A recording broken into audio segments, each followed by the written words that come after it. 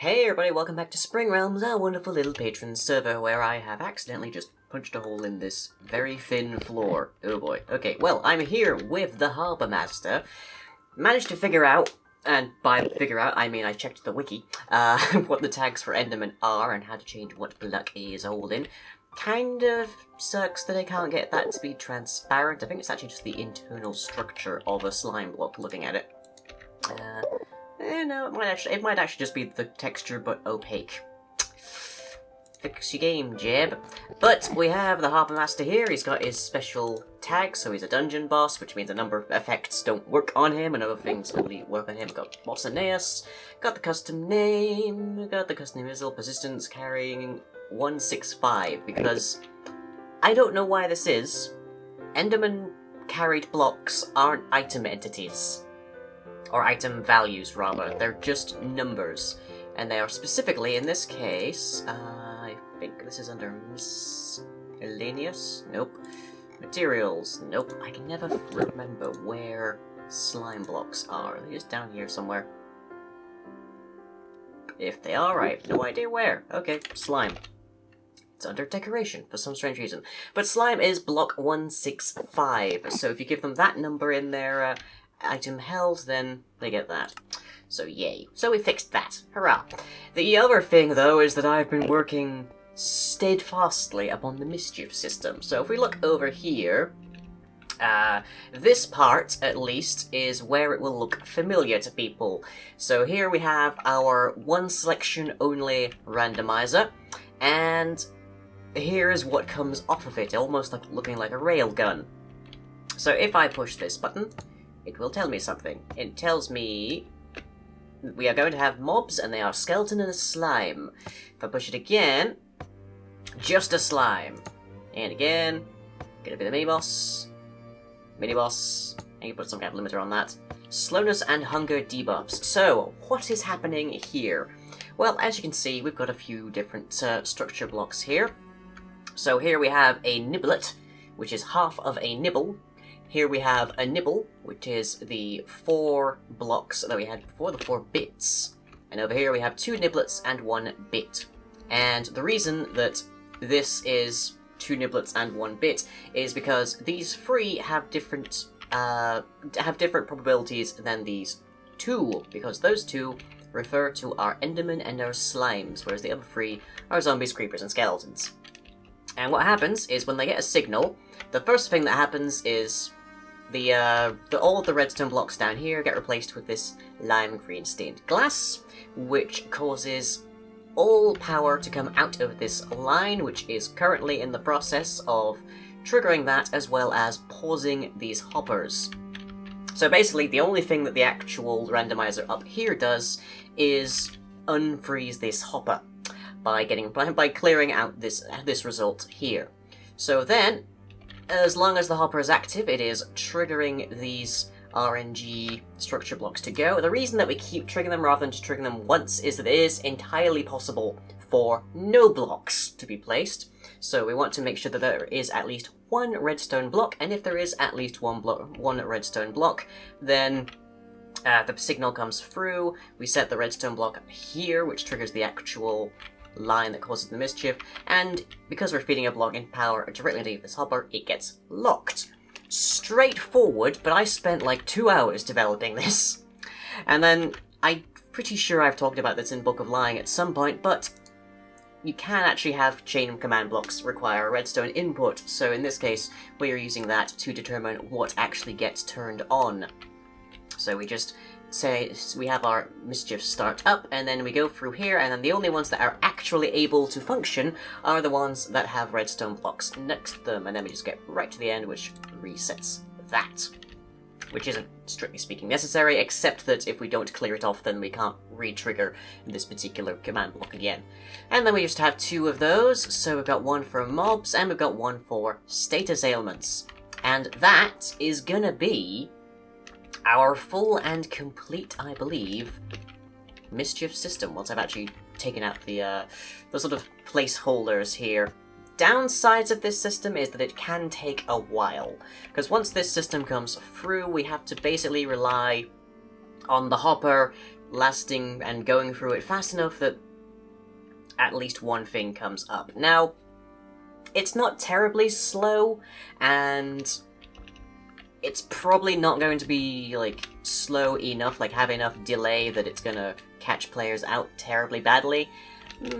I would like it to be faster, but it's still pretty quick. I mean, that time I managed to go before this even actually unpressed, but it can take quite a while in some cases when the RNG is just not liking me.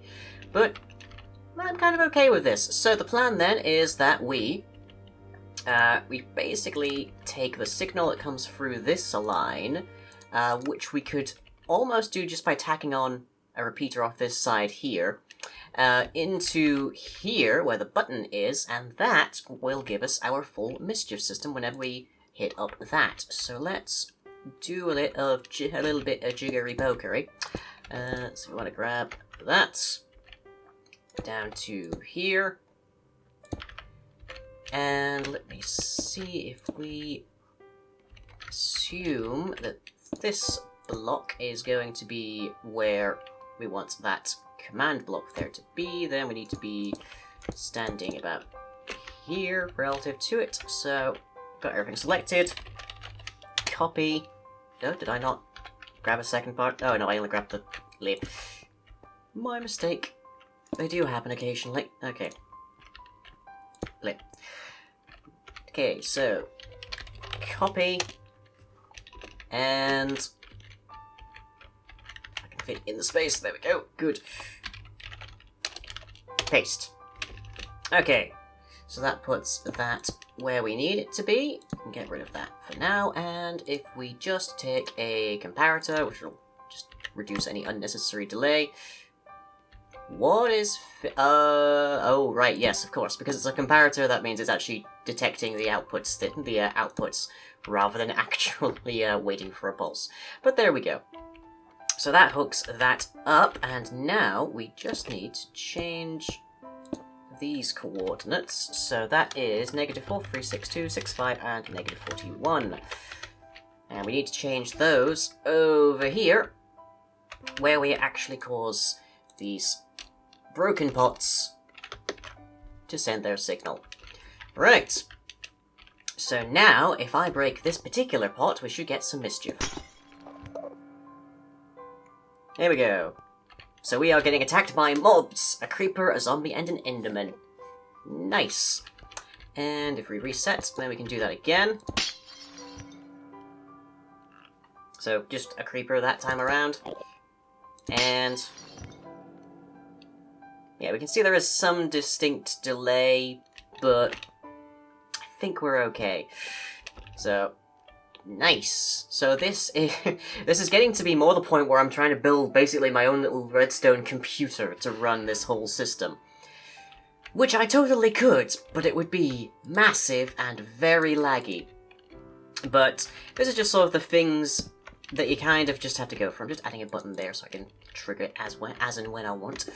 And we can now get rid of that section right there.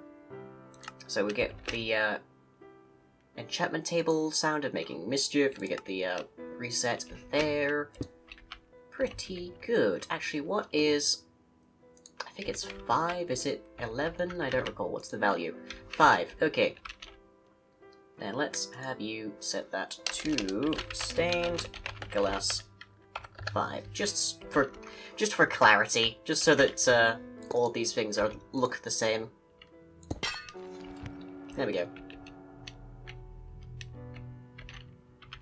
Yeah, you can see it took quite a while that time, and it is basically just on the whims of the RNG. Unfortunately, I can't really avoid that. If I did build in some kind of dead set conditional, like there was a delay here or something that led into a thing, and if that didn't have a signal after a certain period of time, we just had a sort of default minimum thing happen, it's more trouble than it's worth than to just have this really nice inline kind of system. So, I'm okay with it, personally. Hell. But that's what I've been tinkering with for the most part. Aeneas has done a fair bit of building around here. I think what I'm going to have happen or at least what I'm going to ask of Aeneas, if they happen to have the time, is I am going to ask for a miniature model of the actual dungeon, and then I'm just going to go basically whole hog on it, and we might even time-lapse it a bit, to try and get a fair bit more building work done around here, because I know that redstone is fun for some of my viewers, but it's not necessarily the thing that everybody comes to me for, even if I guess I'm kind of known for it now, especially in this series of all things, but yeah. But other than that, last time I did mention getting another quest into the map. So the plan with that one is that it will be a means for people to get a hold... it will be a means for people to get hold of ink sacs in a less hard, difficult... an easier fashion and a more reliable fashion. There we go, get the words out of my mouth. There.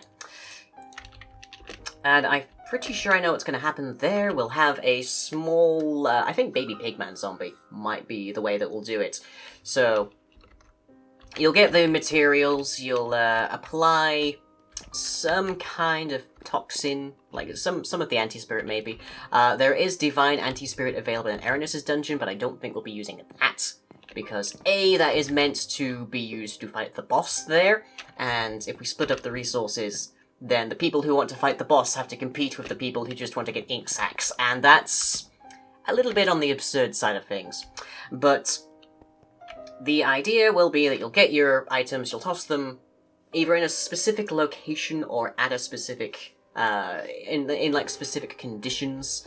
I don't think it'll be a case of you toss them down just anywhere and they'll make this little baby zombie pigman that you can slay to get yourself some ink sacs, but the idea with the baby pigman, by the way, is that it'll be basically a mutant. You'll be reconstructing in a lot of ways the furnace drakes, but you are purposefully breaking it, and the corrupted oil inside of them is what the ink sac will be. So, yeah. Dark and nasty, but I like it. But, next question we have is with the Harbour Master. Now, there is no tag that says that an Enderman is angry. I swear there used to be one, but there isn't anymore. So, we actually have no way of knowing if the Harbour Master is engaging anybody. We have no data on that we can access with command blocks, because it's presumably just stored inside of their AI. Not magnificently helpful. Their pigmen can tell when, you can tell when pigmen are angry and stuff. Yeah, you can definitely tell when wolves are angry as well. But what we can do is just come up with a list of special attacks that are typical of the Harbour Master. The most obvious one is to teleport people randomly. We can do that using the spread players command. So let's come up with that. Okay, so we want scatter. So randomly move players around. Blip. So that one's fairly easy, because that one's actually just got a straight command attached to what it does. We just add a few effects to it, and it'll be lovely. And let's see, teleporting people upwards. So call that fling.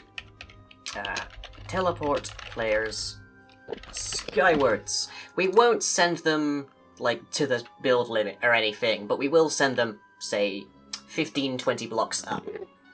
Maybe we can even make a little randomizer to detect just how much that should be.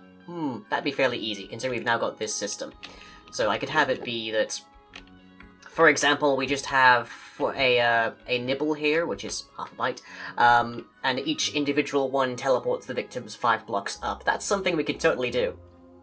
But we could also have that stop them to make sure that there is air directly above them at the very least, or air 5 blocks above them so that they don't end up suffocating. Because we want them to fall. We don't want them inside of terrain. We want them to fall and take falling damage as a consequence.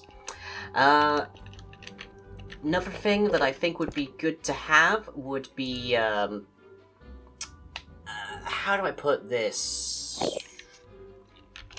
denials, which will basically just be lingering potion effects. So that'll be things like jump boost and speed, so you go through them and you are in much less control of your actual movement. And we can have another one that's very slow and possibly also blind and night vision, so that you lose all track of wherever the hell you are. In fact, we could even like imagine someone getting hit by that, and then they're hit by scatter, so they have no idea. The only thing with the scatter is that it will put players on the top of terrain around where they're actually being teleported, provided they're actually teleported at all. So it won't drop people in the void. That's the thing that we want to avoid here. Dropping into the void in this server is not a death knell, but it is still kind of cheap. I think we said as much, actually, in the original Dungeon of Bacilla, and wow, it's getting crazy outside. That plummets, cheap but effective. Let's see, ideally we want to have 2 more abilities. The obvious thing that we want to put on the list is that the Harbour Master will teleport around. But as an Enderman, probably will do that anyways. So we have to think of some other things. We can have ads. So we could have more Endermen, we could have slimes appear. So let's put in... how should we put... ship hands? Shipwrights? Let's put it as shipwrights. So, summon slimes. And we're going to put that Staff of Aeneas. Because in the preceding map, Undermine, we had a boss in Farfallen Arena called Moses, and he had ads which were called the Staff of Moses, because jokes. So it'd be nice to have a callback to that. I know some people have been wondering if I will make some kind of callback to Moses as a consequence of the Harbour Master. We could even have Moses turn up as the mini-boss. That is entirely possible. But the slime problem there is that slimes and whatnot will just leap into the void, whereas Endermen less so. But we do want to bear that in mind. Let me just put that to the side here. Void falling protection for mini/boss. So that's just keep track of these entities. If they fall below a certain Y level, teleport them to keep teleporting them upwards until they're actually at like actual ground, because that would be good. Being able to just like punch the legs of the Harbour Master and he falls into the void and you win. Firstly, you probably don't get any loot from that. Secondly, not very fun. But anyways, that's the kind of things that I'm thinking of right now. I'm hoping they'll have a bunch more building work around here to show off next time. I know Aeneas probably would have gotten a lot more done, but this has kind of been sticking on for a bit, so it's been kind of getting a bit more demoralizing over time. And Aeneas is not, to my knowledge, at least, as talented with world edit as I am. To say nothing that I am talented. But, yeah, this right here is my jam. But, I have other things to get on with. So, hope you've all enjoyed, and I'll catch you all next time.